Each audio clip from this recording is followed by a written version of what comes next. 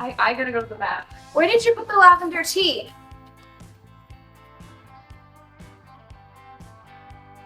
Chris?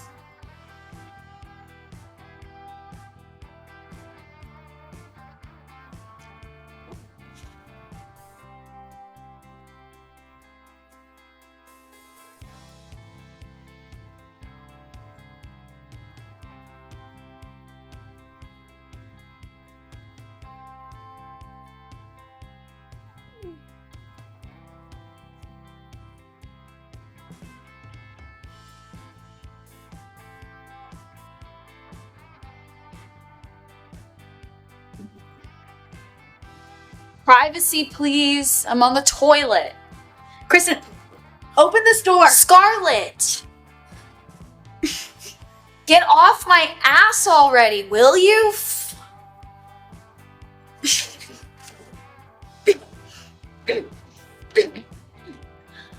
What the hell, Kristen? My mom was talking to your dad and said that if you got into another fight, then you'd be sent off to private school.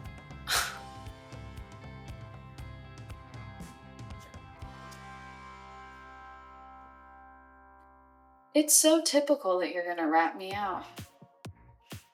Go ahead, tell them. But I'm not switching schools, especially since I'm graduating in 3 months. They can take you out of school if they want, and you know that. How? Huh? How can they when I'm already 18? My roof, my rules. It's not swollen, so maybe we could put peas on it and hide it with makeup? You'll help me? Of course. I'm your sister. Hold on 1 minute.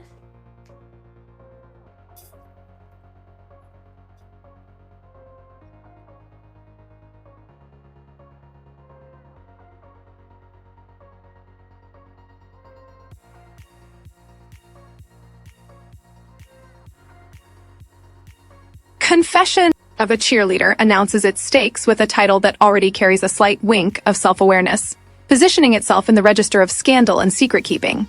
And it's worth pausing on the word the synopsis chooses for Scarlett's behavior, addiction, because that word does real work in shaping how an audience is meant to receive her, and a more careful reading has to ask whether what's being described is actually addiction in any clinical or even loosely accurate sense, or whether it's simply a young woman exploring her own desire with more openness and frequency than her small town finds comfortable.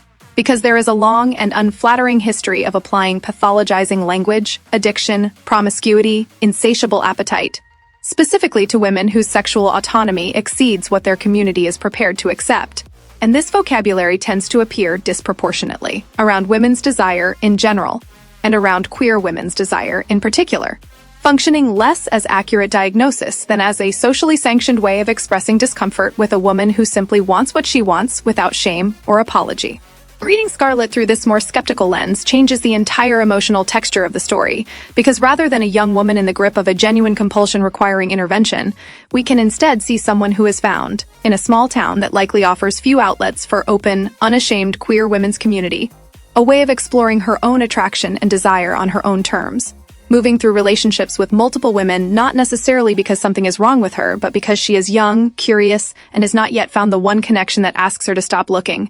And this reframing matters enormously for how we understand Kristen's role in the story, because if Scarlett's behavior is read not as illness but as autonomy, then Kristen's fights in her defense and her pleading for Scarlett to change become considerably more layered than a simple concerned friend narrative, revealing instead someone whose protectiveness may be entangled with feelings she hasn't yet let herself examine too closely.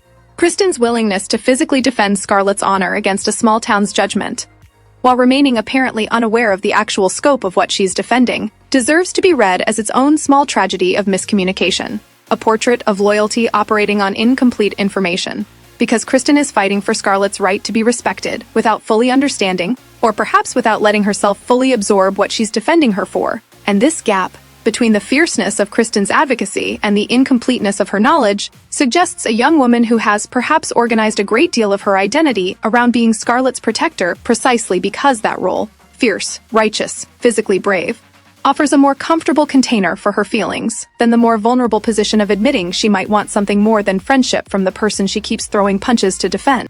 Kristen's plea for Scarlett to stay home and abandon her romantic pattern deserves scrutiny too, because underneath its surface concern lies a request that Scarlett constrain and diminish a part of herself that Kristen finds uncomfortable, whether that discomfort stems from social embarrassment, personal jealousy, or some tangled combination of both, and asking someone you love to become smaller, quieter, less openly desiring in order to make your own feelings about her more manageable is a familiar and often unexamined pattern in close relationships between women. The instinct to frame a request for someone else's self-containment as concern for their well-being, rather than naming the actual, more vulnerable feeling underneath. Jealousy, longing, fear of losing someone to a rotating cast of other women when what you actually want is to be the person she stops looking for.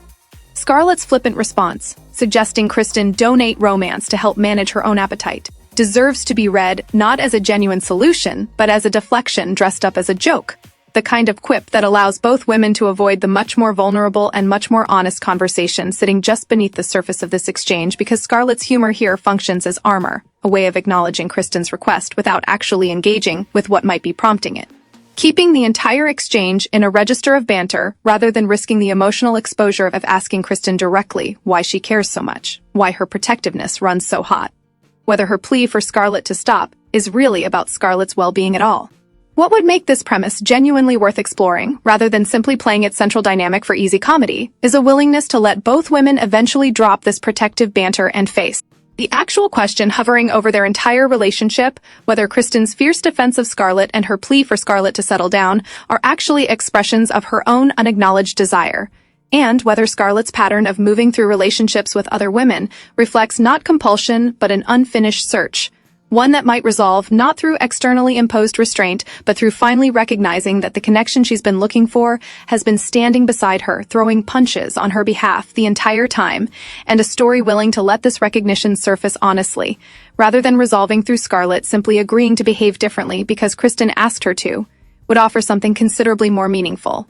A portrait of two young women whose loyalty and protectiveness were never really about defending honor against town gossip, but about two people circling the same unspoken feeling from different angles, one expressing it through vigilant fists and quiet pleading, the other through open searching that might, all along, have been looking for exactly the kind of steady, fierce loyalty Kristen has been offering without either of them naming it as love.